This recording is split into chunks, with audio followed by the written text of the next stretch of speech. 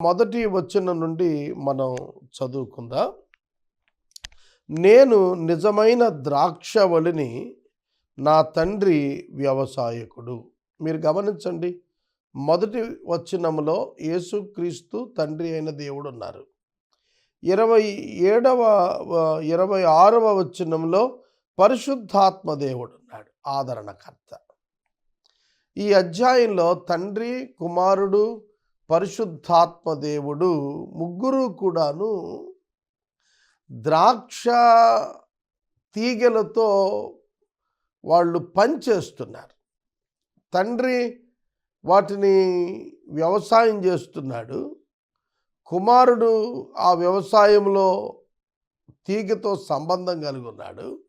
పరిశుద్ధాత్మ దేవుడు సాక్ష్యము ఇచ్చువారిగా వారిని నిలుపుతున్నాడు. కనుక రక్షణ కార్యములో తండ్రి, కుమార, పరిశుద్ధాత్మ మరియు విశ్వాసుల యొక్క విజయవంతమైనటువంటి దీవెనకరమైన ఫలించు జీవితంలో కూడాను వీరి ముగ్గురి పాత్ర కనిపిస్తుంది. ఒక్క మాట గుర్తుపెట్టుకోండి, తనంతట తాను ఎవడును ఫలింపడు. Note it down. తండ్రి, కుమార, పరిశుద్ధాత్మ దేవుని యొక్క సహాయము లేకుండా ఏ విశ్వాసి ఫలించడు. ఫలించుట అనగా ఆత్మఫలములు. గలతీ పత్రిక 5వ అధ్యాయంలో చెప్పినటువంటి ఆత్మఫలములు. ఆత్మఫలములు ఫలించకపోతే ఆ విశ్వాసి దేవునితో ఉన్నాడనేది అర్థం కాదు. ఒక వృక్షము యొక్క ఉద్దేశం ఏమిటి అంటే ఫలాలు కలిగి ఉండటమే కదా. కనుక ఫలమే ప్రధానం, ఫలించుటే ప్రధానము. నిలిచి ఉండి కూడాను ఫలించకపోతే, ఎండిపోతే దాని వలన ప్రయోజనం ఏమిటంటే చెప్పుకోవటం, ప్రొఫెసింగ్. మేము నిలుచున్నామని చెప్పుకున్నారు కానీ నిలిచి లేరు. నిలిచుంటే ఫలించేవారే కదా. అందుకే చెప్తాడు నిజమైన ద్రాక్షవల్లిని అన్నాడు. ఎందుకు యేసు తనను నిజమైన ద్రాక్షవల్లిగా పోల్చుకున్నాడు తెలుసునా? నిజం కాని ద్రాక్షవల్లిగా మారినటువంటి ఇజ్రాయేలు. మనకి రోమాపత్రిక 11వ అధ్యాయంలో అంజూరపు వృక్షాన్ని గుర్చిన ఒక ఉపమానం చెబుతూ, అవిశ్వాసాన్ని బట్టి వారు కొట్టివేయబడి, విశ్వాసాన్ని బట్టి క్రైస్తవ సంఘం క్రీస్తుకు అంటుకట్టబడి దేవునితో సమాధానం పొందింది. వారు విరిచివేయబడటం దీవెనైనప్పుడు వారు మరలా తిరిగి అంటుకట్టబడటం మరింత దీవెనకు కారణమవుతుంది అన్నాడు. కనుక ఇక్కడ విరవబడటం, అతుక్కరుండటం, ఫలించటం, ఫలించకపోవటం ఇవన్నీ కూడాను క్రీస్తుతో ఉన్న సంబంధాలను గుర్చినటువంటివిగా మనం గుర్తెరగాలి.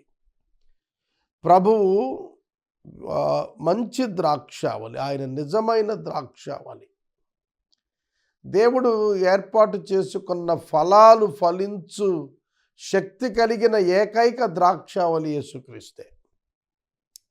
యేసుక్రీస్తు ప్రభువు లేకుండా ఫలించుట సాధ్యం కాదు. అంటే రక్షించబడిన తర్వాత ఒక విశ్వాసి చేయగలిగే పనులు చేయగలిగి ఉండటం క్రీస్తు లేకుండా సాధ్యం కాదు. అందుకే ఆయన నేను నిజమైన ద్రాక్షావళిని అంటూ తీగలు గురించి మాట్లాడుతున్నాడు. నా తండ్రి వ్యవసాయకుడు, ultimate owner God. Ultimate owner ఎవరు? తండ్రి అయిన దేవుడు. వ్యవసాయకుడు, హస్బెండ్ మ్యాన్ అంటారు వ్యవసాయకుడిని. కనుక దేవుడు ఆపరేట్ చేస్తాడు మనుషులను అంటానికి ఇది గొప్ప ఎగ్జాంపుల్. యేసుక్రీస్తు ప్రభువును దేవుడు ఈ లోకానికి పంపాడు. ఆయన నిజమైన ద్రాక్షవల్లిగా, అనగా తండ్రి యొక్క సారాన్ని పరిపూర్ణంగా లోకానికి ఇచ్చేవానిగా, దైవ సంబంధమైనటువంటి లక్షణాలను ఈ లోకంలో ప్రతిఫలించేవానిగా ఆయనను పంపి ఆయన ద్వారా తీగలు ఫలించేటట్లుగా, మనుషులు ఫలించేటట్లుగా తండ్రి అయినటువంటి వ్యవసాయకుడైన దేవునికి ప్రణాళిక ఉన్నది. అదే ఆయన ఓనర్షిప్ను జ్ఞాపకం చేస్తోంది, ఆయన వ్యవసాయ శైలిని జ్ఞాపకం చేస్తోంది. 2వ వచనం, నాలో ఫలింపని ప్రతి తీగను ఆయన తీసి పారవేయును. ఫలించు ప్రతి తీగ మరి ఎక్కువగా ఫలింపాలని దానిలోని పనికిరాని తీగలను తీసివేయును. చూడండి, ఇక్కడ తండ్రి అయిన దేవుడు చేస్తున్న పనులు ఏమిటంటే, నెంబర్ 1 ప్రొటెక్టింగ్. తీగను ప్రొటెక్ట్ చేస్తున్నాడు, బ్రాంచెస్ని. Protecting the branches. ఫలించే వాటిని ప్రొటెక్ట్ చేయాలి. ఫలించని వాటిని తొలగించటం వల్ల ఫలించేవి ప్రొటెక్ట్ అవుతాయి. 2, అవి ప్యూరిఫై అవుతాయి. ఎప్పుడైతే వ్యర్థాలు పోతాయో పనిచేసేటువంటి బ్రాంచెస్ చక్కగా పనిచేస్తాయి, శుద్ధిగా పనిచేస్తాయి. అందుకనే it protects and it purifies, it challenges and the cleanses the branches. కనుక ఒక్కొక్క బ్రాంచ్లు అంటే ఒక్కొక్క కొమ్మ, ఒక్కొక్క తీగే, every branch will be checked and tested. That's more important. ప్రతి తీగను ఆయన చూస్తున్నాడు వ్యవసాయకుడు. ఈ తీగ ఫలిస్తుందా, ఫలించటం లేదా, ఆకులు వాడుతున్నాయా, నీరసిల్లుతోందా, ఏమిటి దీని ప్రాబ్లం ఏంటి, దీన్ని ఉంచాలా తీయాలా, మిగతా వాటికి ఇది అడ్డుగుందా, ఇవన్నీ కూడా వ్యవసాయకుడు చూస్తున్నాడు. తండ్రి అయిన దేవుడు మన పక్షంగా మనలను పరీక్షిస్తున్నవాడని మనకు అర్థం అవుతుంది. తర్వాత ఆయన ఏమంటున్నాడు, నేను నాలో ఫలింపని తీగే ఆయన తీసి పారేస్తాడు. It is God who judges.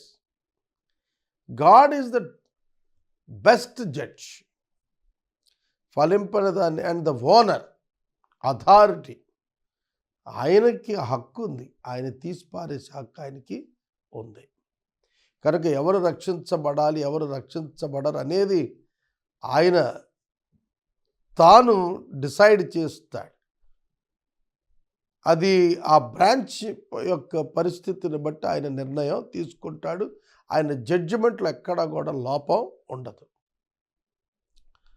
తర్వాత మనకి 3వ వచనం, నేను మీతో చెప్పిన మాటను బట్టి మీరిప్పుడు పవిత్రులై ఉన్నారు.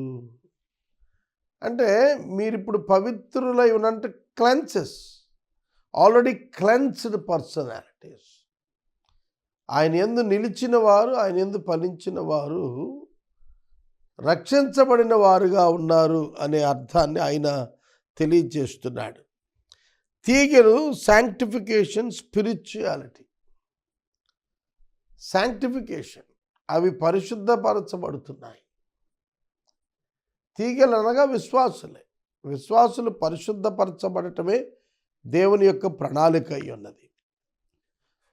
నేను మీతో చెప్పిన మాటను బట్టి మీరిప్పుడు పవిత్రులై ఉన్నారు అంటే దేవుడు మిమ్మల్ని పవిత్రులుగా చేశాడు అని అర్థం.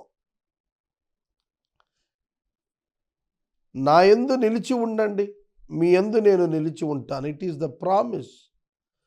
తీగె ద్రాక్షావళిలో నిలిచి ఉంటేనే కానీ తనంతట తాను ఎలాగ ఫలించదో, అలాగే నా యందు నిలిచి ఉంటేనే కానీ మీరును ఫలింపరు. స్పిరిచువల్ ఫ్రూట్ రావాలి మనలో. ఫ్రూట్ ఆఫ్ ద స్పిరిట్ రావాలి అని అంటే యేసుక్రీస్తు ద్వారా తప్ప మరొక విధంగా రాదు. యేసు నందు విశ్వాసం ఉంచని వారు ఈ లోకంలో ఆత్మ ఫలము ఫలింపలేరు. వారెంతటి భక్తి, శ్రద్ధలు, మంచి అలవాట్లు కలిగి ఉన్నా కూడాను, ఎంత మతపరమైన వారైనా కూడాను, క్రీస్తు యేసునందు విశ్వాసం లేని వారైతే పరలోక సంబంధమైనటువంటి ఫలాలను ఈ లోకంలో వారు చేయలేరు, ఇవ్వలేరు, అనుగ్రహించలేరు. ప్రేమ, నీతి, నమ్మకత్వము, ఆనందము, దయాళుత్వం, మంచితనం, ఇవన్నీ కూడా వాళ్ళల్లో బిబ్లికల్ స్టాండర్డ్స్లో, డివైన్ స్టాండర్డ్స్లో, హెవెన్లీ స్టాండర్డ్స్లో కనపడాలి అని అంటే క్రీస్తు ద్వారా తప్ప వేరొక ఛాన్స్ లేదు, వేరొక విధంగా కుదరదు. అదే అక్కడ మనకు చెబుతున్నాడు. తనంతట తాను ఎవ్వడూ కూడా ఫలించడని, ఆయన యందు నిలిచి ఉంటేనే. ఇది చాలా ఇంపార్టెంట్. నిలిచి ఉండాలి. నిలిచి ఉండటం అంటే ఏమిటి? అదే దేవుని యొక్క పర్పస్, నిలిచి ఉండటం. నిలిచి ఉండటమే మనం దేవునిలో మనం ఆనందించటానికి కారణం అవుతుంది. నిలిచి ఉంటేనే తప్ప మనం ప్రభువునందు ఫలింపలేమనేది మనం తెలుసుకోవాలి. అలాగే ద్రాక్షావళిని నేను, తీగెలు మీరు, ఎవడు నా యందు నిలిచి ఉండను, నేను ఎవరియందు నిలిచుదును వాడు బహుగా ఫలిస్తాడు. ఇదండి లక్షణం. ఒక తీగె బహుగా ఫలించాలి అంటే దేవునితో అటాచ్ అయి ఉండాలి, అబాయిడ్ అయి ఉండాలి. అబాయిడింగ్ అంటే కంటిన్యూస్గా ఆయనతో నిలిచి ఉండటం. అటాచ్ అవ్వటం అంటే విశ్వాసం ద్వారా హత్తు కావటం. సంబంధం కలిగి ఉండాలి, సహవాసాన్ని కలిగి ఉండాలి, రెండూ కలిగి ఉండాలి. సంబంధం కలిగిన వారు సహవాసంలో లేకపోతే ఫలింపలేరు. కనుక సంబంధము సహవాసము కూడాను రెండు క్రీస్తుతో కూడా ఉన్నప్పుడే ఒక వ్యక్తి యందు ఫలములు అత్యధికంగా బహుగా వస్తాయి. అదే అంటున్నాడు ప్రభు, నాకు వేరుగా ఉండి మీరేమీ చేయలేరు. నాకు వేరుగా ఉండి మీరేమీ చేయలేరు. మీ అంతటా మీరే ఫలింపలేరు. ఫలము రావాలి అంటే ప్రభువుతో మన అసోసియేషన్, ప్రభువుతో మన ఫెలోషిప్, ప్రభువుతో మన రిలేషన్షిప్ మనం ఎప్పటికప్పుడు చెక్ చేసుకోవాలి. ఎవడైనా నా యందు నిలిచి ఉండని ఎడల వాడు తీగెవలే బయట పారవేయబడి ఎండిపోవును. మనుషులు అట్టి వారిని పోగు చేసి అగ్నిలో కాల్చేస్తారు, అవి కాలిపోతాయి. చూడండి, ఫలించని తీగె, ఫలించని వాడు ఎవడైనా నా యందు నిలిచి ఉండడు, ఫలించడు. నిలిచి ఉండని వాడు ఫలించడు. అంటే నిలిచి ఉండని వాడు అంటే విశ్వాసం ఉంచిన వాడు ఫలించడు. విశ్వాసము లేకుండా క్రైస్తవ జీవితం సాధ్యం కానే కాదు. కనుక విశ్వాసమే మూలము క్రైస్తవ జీవితానికి. కనుక చాలామంది చూడండి, దశమ భాగం ఇవ్వాలి అంటే వర్ధిల్లిన కొద్దీ ఇవ్వాలి అని అంటే అంతకు మించి ఆ క్రియ వారిలో ఫలముగా కనపడదు. ఎందుకు అనంటే వారు నిలిచి ఉన్న అనుభవాన్ని కలిగి లేరు. ప్రార్థన చేయమంటే చేయలేరు, నిలిచిన అనుభవం లేదు. విశ్వాసులకు ఆతిథ్యం ఇవ్వమంటే ఇవ్వలేడు, నిలిచిన అనుభవం లేదు. అంటే ఫలాలు రావటం లేదు, ప్రాపర్ రిలేషన్షిప్ లేదు, ఫెలోషిప్ లేదు, ఫ్రెండ్షిప్ లేదు, అసోసియేషన్ విత్ క్రైస్ట్ వీకెన్గా అయిపోతాం. అందుకే వాళ్ళల్లో ఫలం కనపడదు. But they looks like a religious people and having the religious names also, but they are not spiritual. వాళ్ళు ఆత్మ సంబంధంగా ఉండలేకపోతున్నారు. అదే ప్రభు ఇక్కడ చెప్పాడు. ఒకడు ఎలా నిలిచి ఉంటాడు, అది ప్రభు 7వ వచనంలో చెప్పాడు.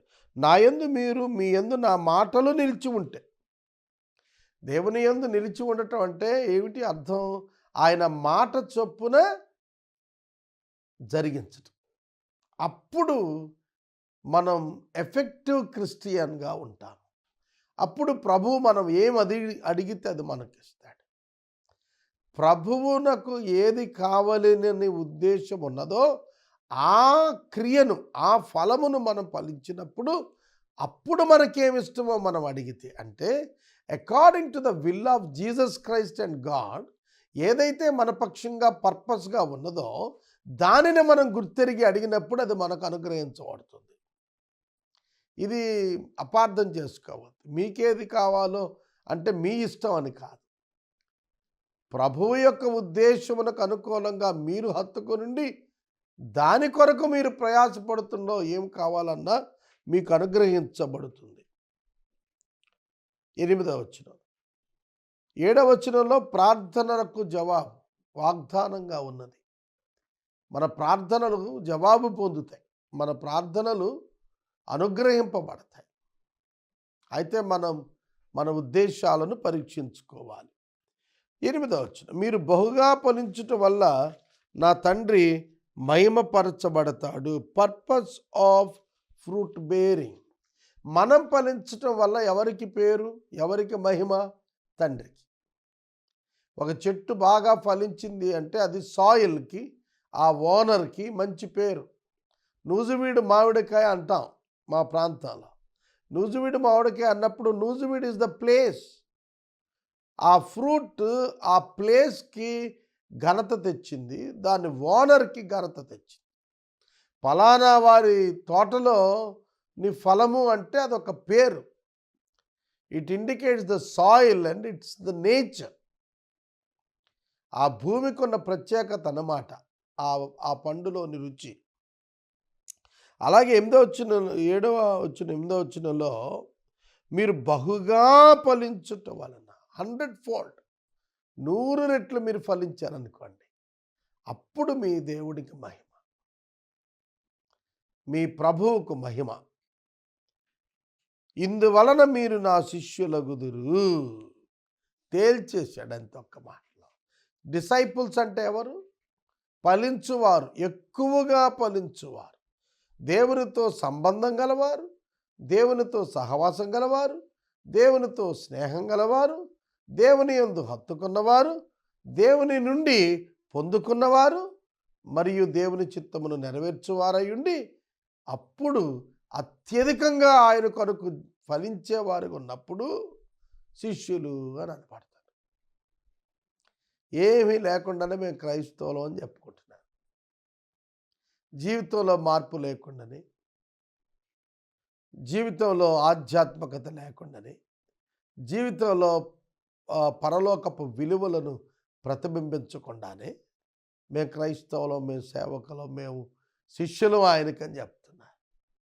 అందుకే ప్రభు చెప్పాడు, తేల్చి చెప్పాడు, మీరు బహుగా ఫలించాలి, అప్పుడే నా తండ్రికి మహిమ, అప్పుడే మీరు నా శిష్యులు. తండ్రికి మహిమ తీసుకురాని వాడు శిష్యుడు అని పిలిపించుకోవటం అది కరెక్ట్ విధానం కాదు.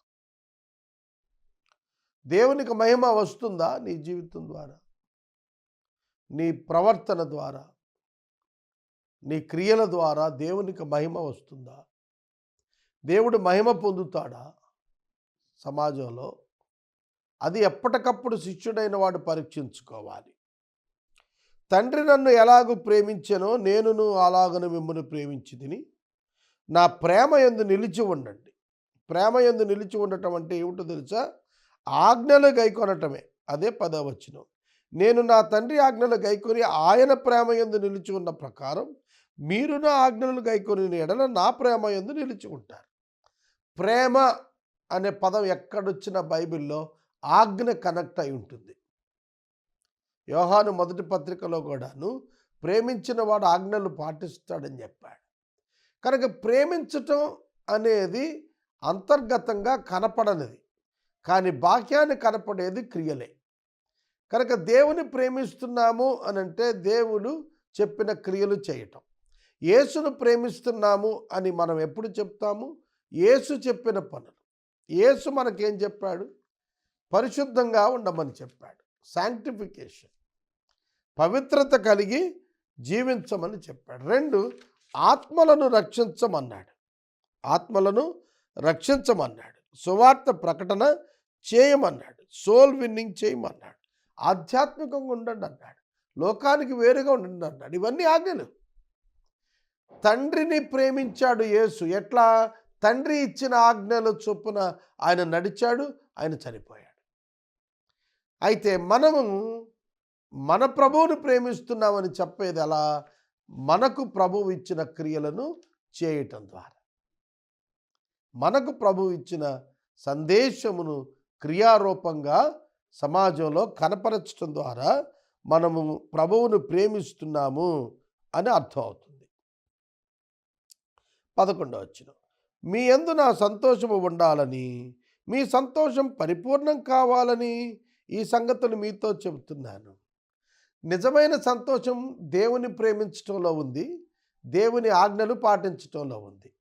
పరిపూర్ణ సంతోషం మనలో రావాలి అంటే పరిపూర్ణంగా ఆయన యొక్క ఆజ్ఞకు లోబడాలి, పరిపూర్ణంగా ఆయన్ని ప్రేమించాలి. ఆయన్ని ప్రేమించినప్పుడు మనలో సంతోషం అధికం అవుతుంది. అదే దేవుని ఉద్దేశం మన యందు. 12వ వచనం. నేను మిమ్మును ప్రేమించిన ప్రకారం మీరు ఒకళ్ళనొకళ్ళు ప్రేమించాలని ఆజ్ఞ. చూడండి, ధర్మశాస్త్రం అంతా 2 ఆజ్ఞల్లో సంపూర్ణం. ఒకటి నిన్ను వలె నీ పొరుగువానిని ప్రేమించటం, రెండోది నీ దేవుణ్ణి నీ పూర్ణ ఆత్మతో, పూర్ణ శక్తితో, పూర్ణ బలముతో ప్రేమించి సేవించటం. కాబట్టి దేవుని ప్రేమించటం, దేవుని పట్ల ఆ! మనకున్నటువంటి ఆజ్ఞలను నెరవేర్చటం అయితే, మనుషులను ప్రేమించటం, దేవుడు మనుషుల పట్ల మనకిచ్చిన ఆజ్ఞలను పాటించటం. కనుక మనం మనుషులను ప్రేమింపబద్ధులమై ఉన్నాము. It's not an optional, it is mandatory. మనకిష్టమైతే ప్రేమించవచ్చు, లేకపోతే ప్రేమించకూడదు కాదండోయ్. మనం ఖచ్చితంగా ప్రేమించే వారంగా ఉండాలి. యేసుక్రీస్తు లోకాన్ని ఏ విధంగా ప్రేమించాడు? మనుషుల్ని అన్కండిషనల్గా ప్రేమించాడు. మనం కూడా అన్కండిషనల్గా ప్రేమించాలి. వారేమై ఉన్నారో దాన్ని బట్టి కాదండి. మనము ప్రేమ అయి ఉన్నాం గనక, ప్రేమ కలిగిన వారు గనుక మనకున్న ప్రేమను బట్టి వారిని ప్రేమించాలి. వారు ప్రేమించబట్టుకు అర్హులని కాదు, మనం ప్రేమించాల్సిన వారమై ఉన్నందుకు ప్రేమించాలి. ఇది మనం అర్థం చేసుకోవలసినది. 13వ వచనం, తన స్నేహితుల కొరకు తన ప్రాణము పెట్టు వానికంటే ఎక్కువైన ప్రేమ గలవాడు ఎవడునూ లేడు. మీకు నేను ఆజ్ఞాపించిన వాటిని మీరు చేసిన యెడల మీరు నా స్నేహితులు అంటున్నాడు. స్నేహితునికి ప్రాణం పెట్టేవాడు గొప్ప మిత్రుడు కదా. అంతకు మించిన వాడు ఎవరుంటారు? యేసుక్రీస్తు నిజమైన మిత్రుడు మనకు. ఎందుకంటే ఆయన తన ప్రాణం పెట్టాడు. మనం కూడా ఇతరుల పట్ల స్నేహితులం అని చెప్పినప్పుడు ప్రాణమిచ్చునంతగా ప్రేమించే వారంగా ఉండాలి. అదే స్నేహం.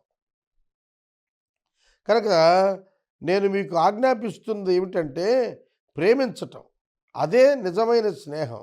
అప్పుడే మీరు నా స్నేహితులు. నాకు కూడా స్నేహితులుగా ఉంటారు మీరు మనుషులను ప్రేమించినప్పుడు. మీరు ఇతరులను ప్రేమిస్తే నా ఫ్రెండ్స్ అవుతారు. ఎందుకంటే నేను ప్రేమిస్తున్నాను, మీరు ప్రేమిస్తున్నారు, కనుక మనం స్నేహితులం. దేవునికి స్నేహితులం మనం. అబ్రహాము లోతును ప్రేమించాడు,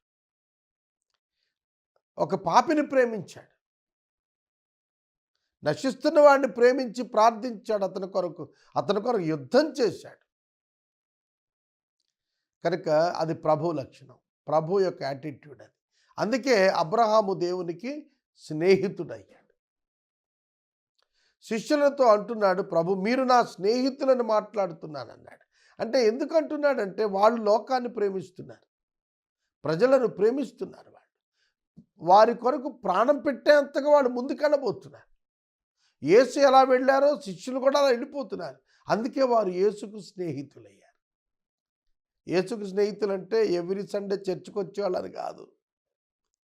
ప్రజలను ప్రాణము కంటే ఎక్కువ ప్రేమించువారు యేసును పోలిన స్నేహితులు. కంటి వారితో ప్రభు స్నేహం చేస్తాడు. ఎందుకనగా నేను నా తండ్రి వలన వినిన సంగతులన్నీ మీకు తెలియచేసి, ఇవంతా కూడా తండ్రి అయిన దేవుని యొక్క సంగతులు ఇవి, ఆయన ప్రమాణికాలు ఇవి. 16వ వచనం, మీరు నన్ను ఏర్పరచుకొనలేదు, మీరు నా పేరట తండ్రిని ఏమడుగుదురో అది ఆయన మీకు అనుగ్రహించినట్లు మీరు వెళ్ళి ఫలించుటకు మీ ఫలము నిలిచినటకు నేను మిమ్మల్ని ఏర్పరచుకొని నియమించి తిని. చాలామంది అనుకుంటారు యేసు ప్రభువుని మేము అంగీకరించాం, మేము ఒప్పుకున్నాం అనుకుంటున్నారు. మీరు తీసుకోవటం కాదు ప్రభువుని, ప్రభు మిమ్మల్ని ఏర్పరచుకున్నాడు. ప్రభు మిమ్మల్ని ఏర్పరచుకున్నాడు, అందుకు మీరు ఆయన వైపు తిరిగారు. ప్రభు మిమ్మల్ని ఏర్పరచుకున్నాడు, అందుకు మీరు దేవుని పని చేయగలుగుతున్నారు. నేను చాలా పాపిని, నేను అయోగ్యుణ్ణి, నాకు తెలుసు. అది 100% కాదు, 200% నేను అపవిత్రుణ్ణి. నేను వాక్యాన్ని వచించుటకు తాకుటకు యోగ్యత లేనివాడిని. Even today on the table నేను చెబుతున్నాను. అయితే నా ఏర్పాటు కాదు నేను వాక్యం చెప్పటం, అది దేవుడు ఏర్పరచుకున్నది. ఆయన నన్ను ఏర్పరచుకున్నాడు కనుక నేను వాక్యం చెప్పగలుగుతున్నాను, చెప్పి బ్రతికున్నాను. లేకపోతే ఆయన ఆగ్రహానికి గురైతే చనిపోవాలి. ఉజ్జా ఆయన మందసాన్ని పట్టుకున్నప్పుడు చనిపోలా. కాబట్టి దేవుని యొక్క ఏర్పాటులో ఉన్నవారే దేవుని పనిలో కొనసాగలుగుతారు. వారి ద్వారానే తన కార్యాలు ఆయన చేసుకుంటాడు, అది ఆయన ఏర్పరచుకున్నది. ఆయన మనము ఫలించేటట్లుగా ఆయన మనల్ని ఏర్పాటు చేసుకున్నాడు. మనం ఏదడిగితే అది మనకు అనుగ్రహించబడేటట్లు ఆయన ఏర్పరచుకున్నందున ఆ ప్రొవిజన్ మనకు దొరుకుతుంది. అందుకే ఫిలిప్పి 4:19 ఏం చెబుతుంది? కాగా ఆయన మహిమైశ్వర్యం, ఆయన మహిమైశ్వర్యం క్రీస్తునందు తీర్చబడుతుంది. We cannot get acquaintance with God without Christ. యేసుక్రీస్తు లేకుండా మనం దేవునితో సంబంధానికే వెళ్ళలేం, సహవాసానికి వెళ్ళలేం, సమీపానికే వెళ్ళలేం. క్రీస్తు నందుండబట్టి మనం దేవునితో సమాధానం పడ్డాం, దేవుని దగ్గరకు జరగగలిగాం, దేవునితో నివాసం ఉండగలుగుతున్నాం, సహవాసం ఉండగలుగుతున్నాం. ఇది ఎన్నడూ మర్చిపోవద్దు. 17వ వచనం, మీరు ఒకరిని ఒకడు ప్రేమించాలని ఈ సంగతులను మీకు ఆజ్ఞయిస్తున్నాను. చూడండి, మీరు ఒకరిని ఒకడు ప్రేమించాలని ఈ సంగతులను మీకు ఆజ్ఞాపిస్తున్నాను. ఈ సత్యం అంతా ఎందుకు చెబుతున్నాడట? సంఘము సంఘాన్ని ప్రేమించుకోవాలి, క్షేమాభివృద్ధి కలిగించుకోవాలి, బ్యారియర్స్ ఇన్ ద చర్చెస్ అన్నీ పోవాలి, డినామినేషనల్ బ్యారియర్స్ పోవాలి, డాక్టర్నల్ బ్యారియర్స్ అన్నీ పోవాలి, ఫెయిత్ బేస్డ్ క్రిస్టియానిటీ ఎస్టాబ్లిష్ అవ్వాలి. మనమంతా ఒకే శరీరం అనే భావన మనలో స్థిరపడాలి. 18వ వచనం, లోకము మిమ్ము ద్వేషించిన ఎడల మీకంటే ముందుగా నన్ను ద్వేషించనని మీకు తెలుసు. మీరు లోక సంబంధులైన ఎడల లోకము తన వారిని స్నేహించును.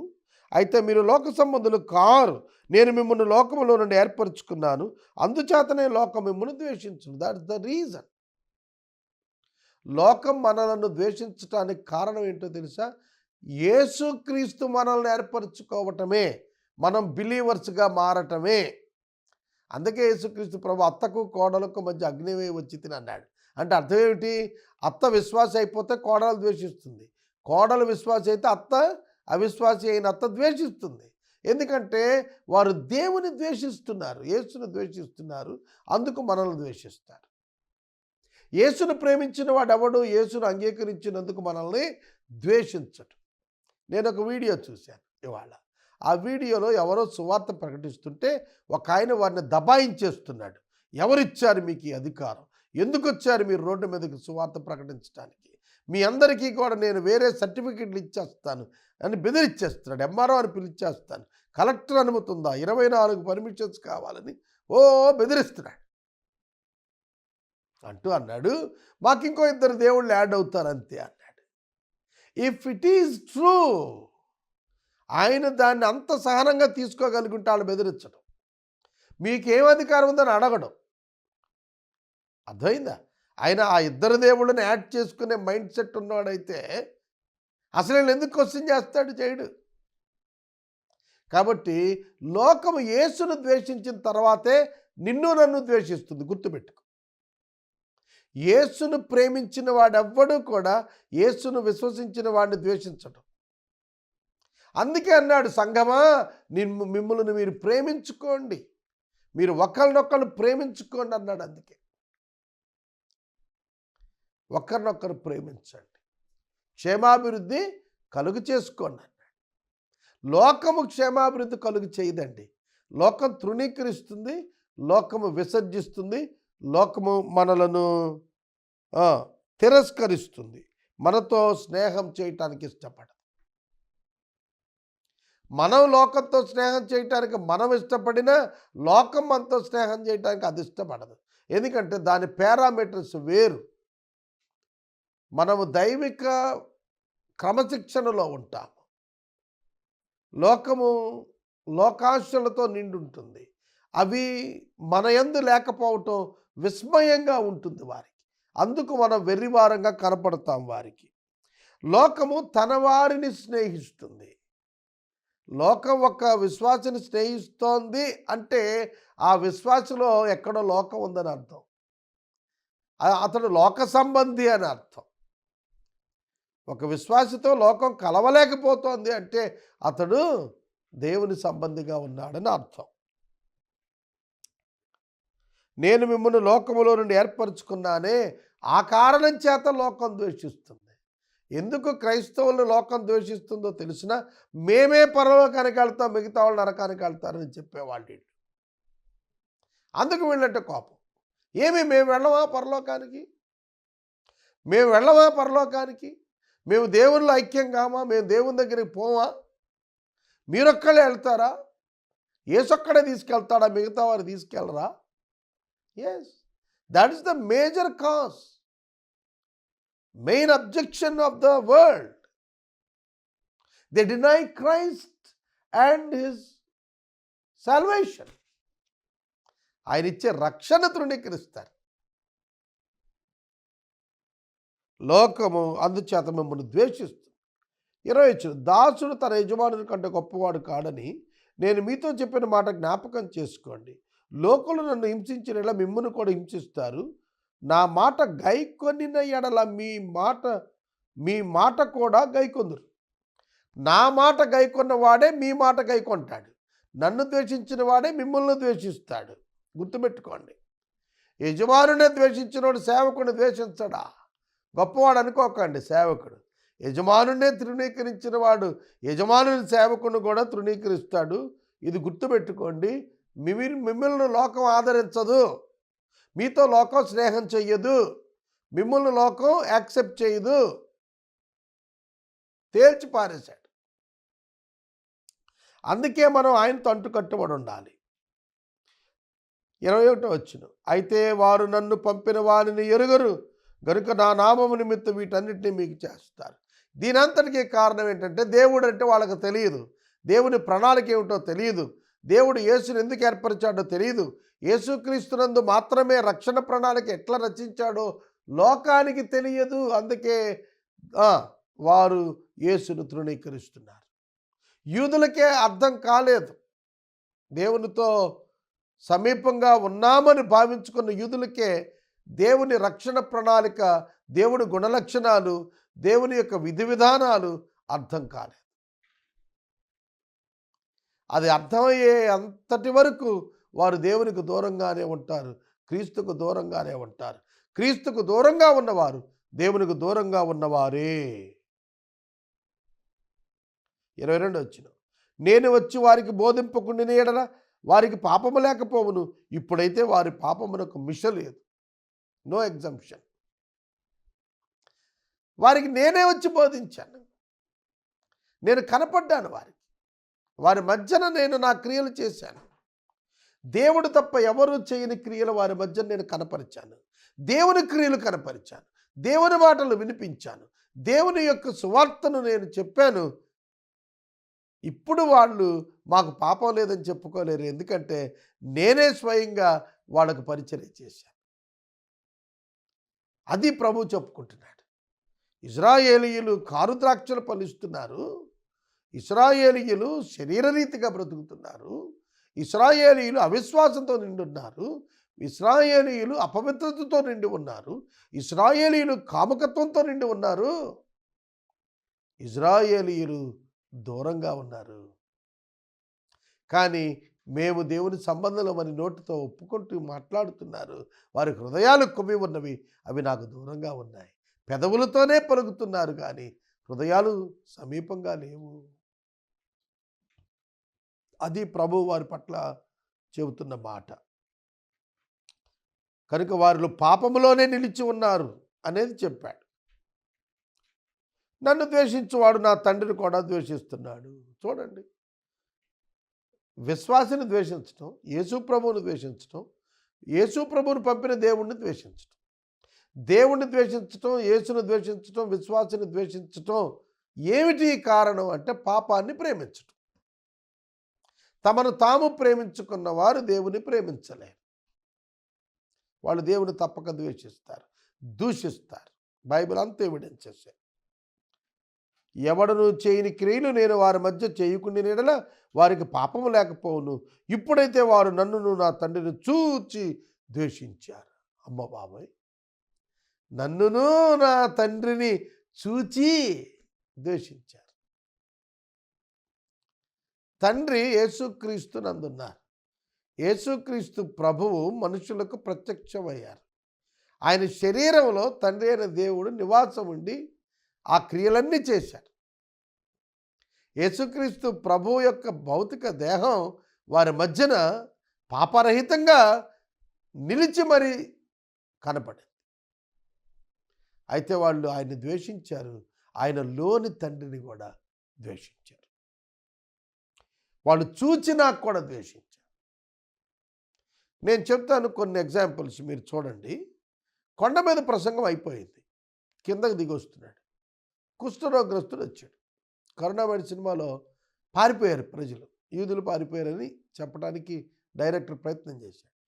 యేసు అతన్ని ముట్టినప్పుడు యేసు అపవిత్రుడు కాలా, కుష్ఠవ్యాధిగ్రస్తుడు బాగుపడ్డాడు. ప్రధాన యాజకుడు కూడా కుష్ఠవ్యాధిగ్రస్తుడు ముడితే అపవిత్రుడైపోతాడు.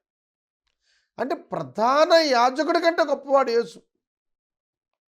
Nothing but God's manifestation, revolution. అందుకే కుష్ఠవ్యాధిగ్రస్తుడు బాగుపడ్డాడు. ఆయన ముట్టిన వెంటనే బాగుపడ్డాడు. ఒక ఇన్సిడెంట్.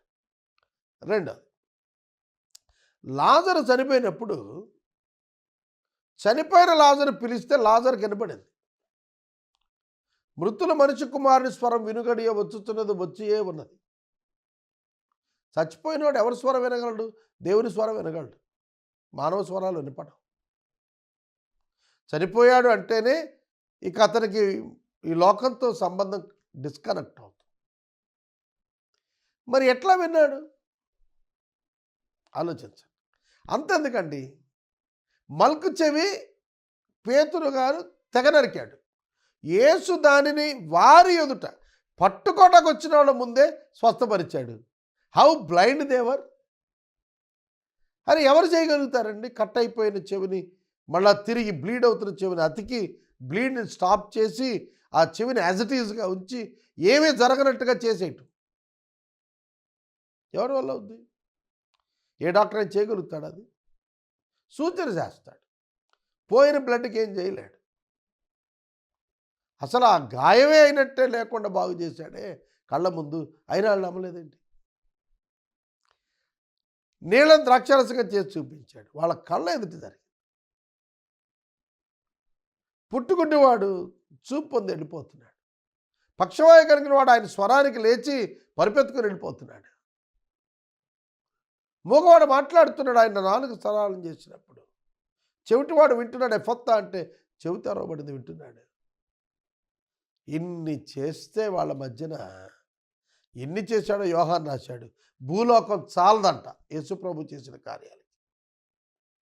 అన్ని కార్యాలు చేస్తే ఎందుకు తృణీకరించి సిలువ వేశారు అంటే, they denied God, not only Christ. క్రీస్తుని కాదు వాళ్ళు తిరస్కరించింది, దేవుణ్ణి తిరస్కరించారు. సమూయేలు ఇశ్రాయేలీలు రాజును కోరుతున్నారు అని వచ్చి దేవుని దగ్గర ఏడిస్తే, సమూయేలు వాళ్ళు నిన్ను తృణీకరించలేదయ్యా, నన్ను తృణీకరించారని దేవుడు చెప్పాడు. కీర్తనలు 69:4 నిర్నిమిత్తముగా నన్ను ద్వేషించారని, కీర్తన 35:19 నిర్హేతుకముగా నన్ను శత్రువులుగా చూశారని రాశాడు.